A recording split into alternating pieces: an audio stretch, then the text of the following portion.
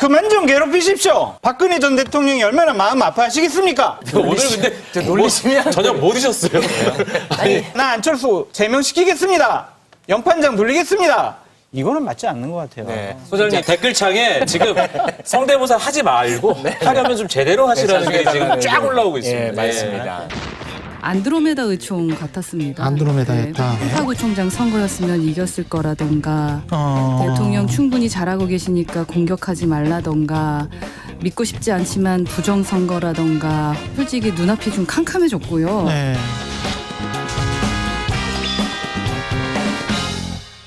김기현 대표 시즌2로 가는 네. 것 같은데요. 그만둘 생각이 1도 없다. 네. 예. 그리고 내년 총선까지 끝까지 순항하겠다. 정계 은퇴 D-187일 뭐 이런 얘기들도 나오고 있습니다. 왜냐하면 총선 승리에 정치 생명을 걸겠다고 밝혔는데 네. 승리의 전망이 매우 어둡다. 이거는 그냥 당연한 거예요. 이거는 비유하자면 밥을 많이 먹으면 배부르다. 예. 오래 걸으면 다리가 아프다. 이런 것처럼 내년 총선에서 지잖아요. 그러면은 당연히 정계 은퇴예요. 정치 생명 끝나요. 그냥 네. 당연한 얘기를 뭐 이렇게 각오를 밝히셨는지 이해가 되지도 않고 공천 실무를 담당할 사무총장에 이만희 의원을 네. 임명했던데. 윤핵관 빼고 윤핵관 넣기. 그러니까 되게 유명한 윤핵관을 빼고요. 덜 알려진 윤핵관을 집어넣었다. 아. 그렇게 볼 수밖에 없어요. 네. 그러니까 정책위 의장이 뭐 유이동 의원이야, 뭐 유승민 개 이렇게 됐지만 지난 대선 과정 중에요. 국민의힘에 정치의장을 이미 했어요. 4개월 동안.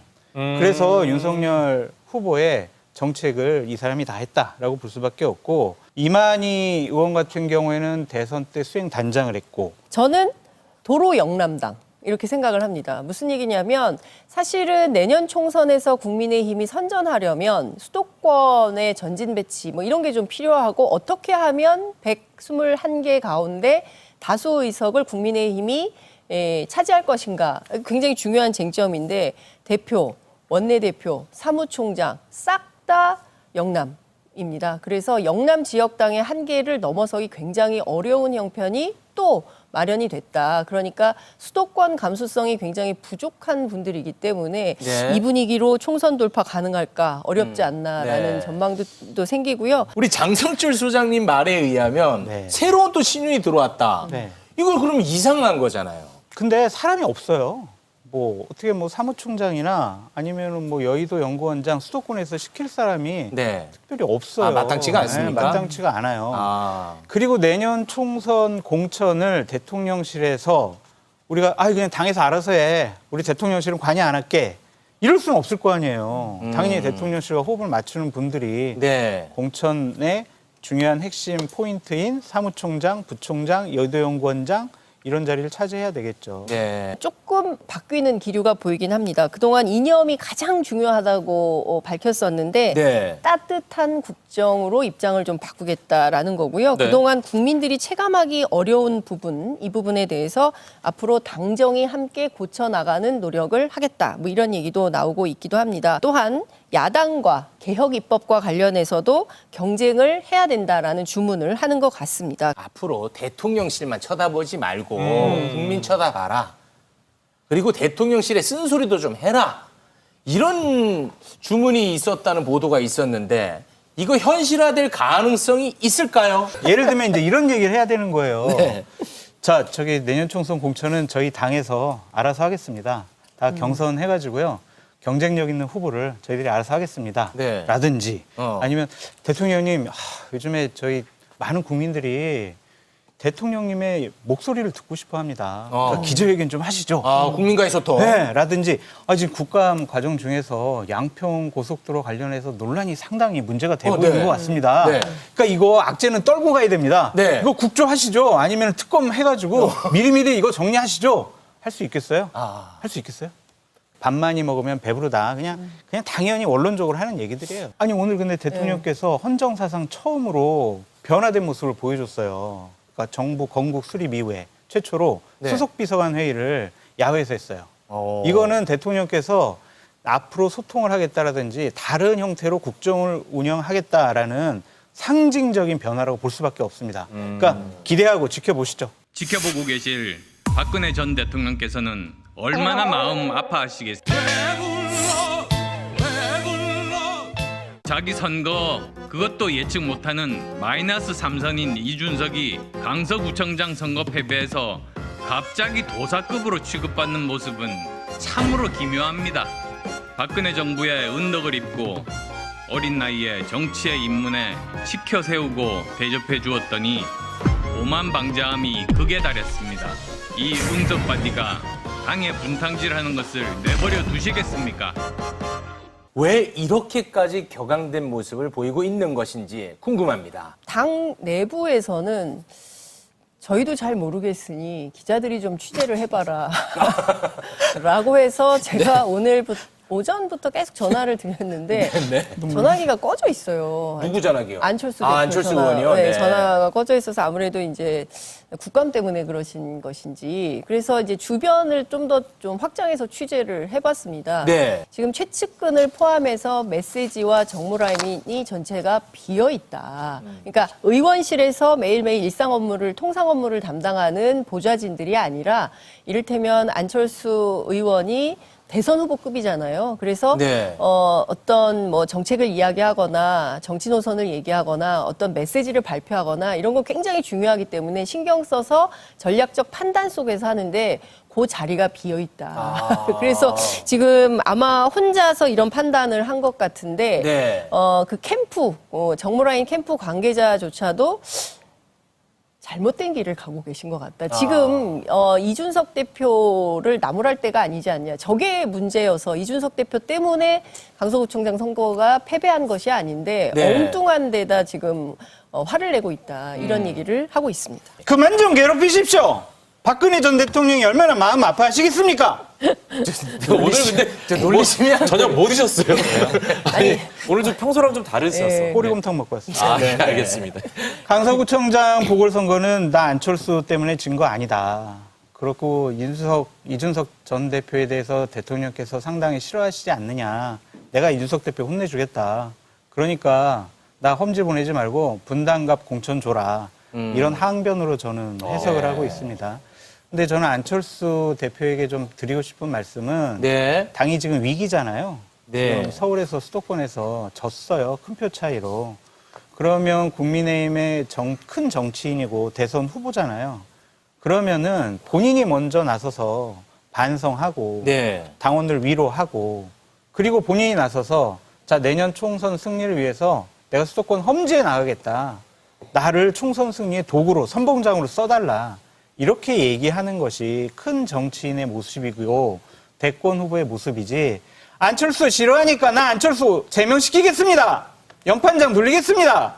이거는 맞지 않는 것 같아요. 네. 소장님 약간 지금 좀 자중해 주세요. 댓글창에 지금 성대모사 하지 말고 하려면 좀 제대로 하시라는 게 지금 쫙 올라오고 있습니다. 예, 맞습니다. 네. 네. 패배 원인으로 네. 최소한 제가 알기로는 안철수 의원을 지목하는 경우는 못 봤거든요. 저도 저는. 못 봤어요. 예, 그러니까 네, 아니에요. 네, 그건 아닌 것 같다. 그러니까 저도 아닌 것 같아요. 네. 바로 꼬리를 물고 이준석 전 국민의힘 대표도 기자회견을 열었습니다. 가수 토이가 했던 스케치북이라는 노랫말을 인용합니다. 좀 잘못되면 어떻습니까? 지우개로 지우면 됩니다.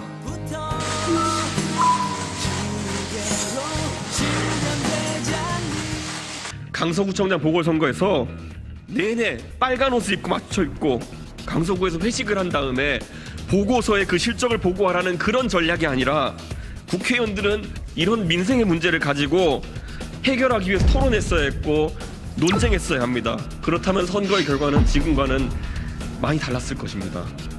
오늘 사자성어는 결자 해지입니다. 대통령께서는 더 이상 검사가 아닙니다. 집권 이후 지난 17개월 동안 있었던 오류들을 인정해 주십시오. 대통령실 관계자의 성의 없는 익명 인터뷰가 아니라 대통령의 진실한 마음을 육성으로 국민들에게 표현해 주십시오.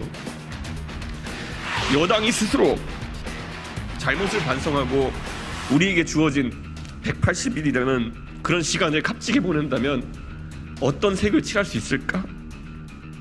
그 고민의 시작은 대통령의 결단과 용기에서 시작될 것입니다. 네, 이준석 전 대표의 눈물의 기자회견. 네. 대통령과 여당을 향해서 반성하고 변해야 한다라고 아주 강한 비판의 메시지를 냈습니다. 네. 어떻게 보셨습니까? 사실 이준석 대표 입장에서는 본인이 쌓아온 공든탑이 무너지는 느낌을 받을 수 있을 것 같아요. 본인이 생각했던 어떤 보수정당의 노선이라는 게 있고 보수 정치의 새로운 모습을 보여주고 싶었는데 그리고 적극적으로 선거 캠페인을 해서 윤석열 후보를 당선하는데 본인 스스로 일조를 했다고 판단하고 있는 거죠. 어쨌든 당내 이론은 있습니다만. 그런데 어쨌든 지난 1년 5개월간 진행된 과정을 볼 때 좋은 평가가 안 나오니까 그에 대한 어떤 이대로는 안 되겠다. 뭔가 방향을 바꿔야겠다. 이런 판단을 해서 기자회견을 오늘 연 것 같은데요. 관련해서 조금 취재를 해봤더니 너무 화가 났다는 거예요. 그 일요일 날 의원총회 현장 상황을 실시간으로 그 현장에 있는 의원들한테 얘기를 들었는데 아니 어떻게 된 게 국회의원들 가운데 단 한 명도 이번 선거 관련해서 대통령 책임을 지적하는 의원이 한 명도 없냐. 너무 분개를 했다는 것이고요. 네. 안 되겠다. 기자회견이라도 해서 입장을 밝혀야겠다라는 판단을 했는데 네. 하필이면 안철수 의원이 월요일 날 오전 10시 40분에 소통관에 기자회견이 잡혀 있고 네. 11시 20분 이렇게 비어 있었답니다. 아. 네, 그래서 11시를 할까 11시 20분을 할까 고민을 하다가 안철수 대표하고 만나는 것은 좀 피해야겠다라고 판단해서 11시 20분으로 바꿨다는 건데요. 네. 그 안철수 반박용이냐?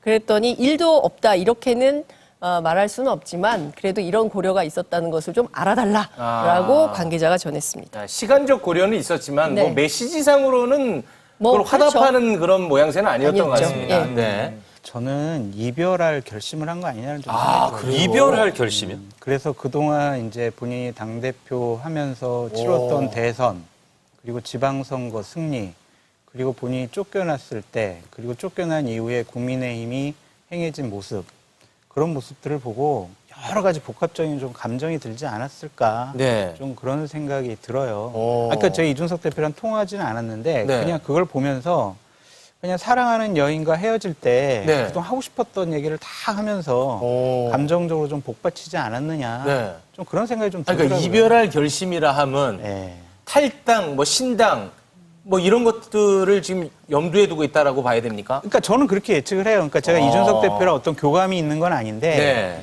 내년도에 이제 6월 달에 이준석 대표가 본회의장 안에서 앉아 있는 것과 우리 더 라이브 여기에 나와가지고 그때도 그냥 지금 총선 이 승패를 또 얘기를 하고 어떤 의원의 행태에 대해서 얘기를 하고 국민의힘 어떻게 갈까요? 이런 것을 평론가의 입장에서 얘기하는 것과 본회의장 안에서 실질적으로 권한을 갖고 정치를 바꾼다라는 모습을 보여주는 것은 이준석 대표에게 어마어마한 차이가 있는 거거든요. 본회의장에 있다가 여기 와서 앉아도 돼요. 아니 근데 본회의장 국회의원직이 예. 네. 주된 임무가 되니까 네. 그래서 저는 항상 현명하고 합리적인 판단을 해서 꼭 뺏지다는 지름길로 가시라 네. 이렇게 항상 조언을 하고 있는데 네. 그 판단은 이제 어떻게 할지 봐야죠. 아. 근데 저는 그냥 오늘 저 눈물의 의미를 헤어질 결심, 이별할 결심 그게 헤어질 아닌가. 결심. 용산 또는 당 지도부에서는 이준석 대표를 안으려는 아유, 노력은 될 것 앞으로도 없는 거죠? 아이, 앞으로도 없고 전에도 없었고 네. 현재도 없어요. 아, 그래서 이준석 대표 아마 11월 달부터는 뭔가 다른 일들을 좀 할 것 같아요. 그러니까 그것도 한번 여러분들께서 눈여겨보시는 것도 네. 이준석 대표의 행보를 네. 한번 읽어볼 수 있는 중요한 포인트라고 좀 생각이 듭니다. 네, 알겠습니다. 저런 다른 일을 얘기는 할것 상당히 교감하지 않으면 할 수 없는 얘기들이 아니, 저희 그냥 느낌이에요. 저희 느낌. 저는 제 뇌피셜로만 얘기해요. 근데 네. 저 정보가 없어요. 그동안 상당히 많이 틀린 걸 알고 계시죠? 아이, 그럼요. 아, 예. 틀려요. 별걸 다 기억하는 남자. 그 일각에서는 보궐선거 관련해서 네. 핵심 책임자는 다 비껴서 있고 주변인 그러니까 안철수 의원과 이준석 대표 둘이의 싸움 이거는 참 이해하기 어렵다. 이거 어떻게 받아들여야 되냐 이런 의문도 있는 것 같은데 어떻게 보십니까? 국민의힘 내부에서도 상식적으로 맞지 않다는 얘기가 나오고요. 네. 사실 용산 대통령실 대통령과 무관하다고 보기 어렵지 않습니까? 공천 과정을 쭉 놓고 볼 때. 네. 그런데 아무 일 없는 척 그리고 나는 아무 개입이 없었던 것처럼 하는 태도에 대해서도 사실 우리 국민들은 다 기억하고 있다. 이 점을 대통령과 대통령실도 잘 알아둬야 될 것 같습니다. 네. 여당에 계시는 분들이 먹고 살만한가 봐요. 그러니까 국민들 생각은 안 하고 민생 걱정 안 하고 그냥 서로 자기네들끼리 공격하고 누가 공천 하네 마네 뭐 우리 윤핵관이 들어가네 마네 이러한 한가한 노름을 하고 있습니다. 네. 참 저도 이제 보수 쪽의 입장에서 네. 계속 활동을 해왔었는데 현재의 모습은 정말 너무 부끄럽고 창피하다. 네. 제가 정말 대신 죄송하다고 사과드리고 싶은 심정입니다. 네, 알겠습니다. 뭐 대체로 예측이 틀리시니까 하나만 좀 여쭤보고 싶은데요. 제 예측 반대로 하시면은 네. 결과를 맞추실 수가 있어요. 펠레세요? 네. 펠레. 그 김기현 지도부 네. 총선 전까지 지속 가능한가요? 갈 것 같아요. 왜냐면은 별 의미가 없는 지도부라고 생각하는 것 같아요. 그냥 이거 말씀을 왜요? 아니 저의 생각을 얘기하라고 하면 아, 어떻게 예. 얘기하시면 어떡해요. 이제 의미가 없는 지도부는 그러니까 대통령실에서는 어떠한 김기현 당대표 체제가 네. 본인들의 공천권을 위협을 하거나 아. 아니면 저 체제로 치르면은 총선 승리할 수 있거나 네. 이렇게 생각을 안 하는 것 같아요. 그냥 관리를 해줄 수 있는 관리자들 네. 그렇게 생각을 하는 것 같아요. 그래서 더 중요한 건 이제 국감 끝나고 이제 정기국회 끝날 때쯤 되면 총선 기획단 띄우고 뭐 공천관리위원회 띄워가지고 급속도로 총선 시즌으로 되돌리면은 그냥 김기현 당대표는 뒤로 물러서고 공관위원장 그리고 선대위원장이 아마 국민의힘의 얼굴로서 국민들께 선보일 것 같습니다. 네, 알겠습니다. 함께해 주신 두 분 진심으로 고맙습니다. 고맙습니다.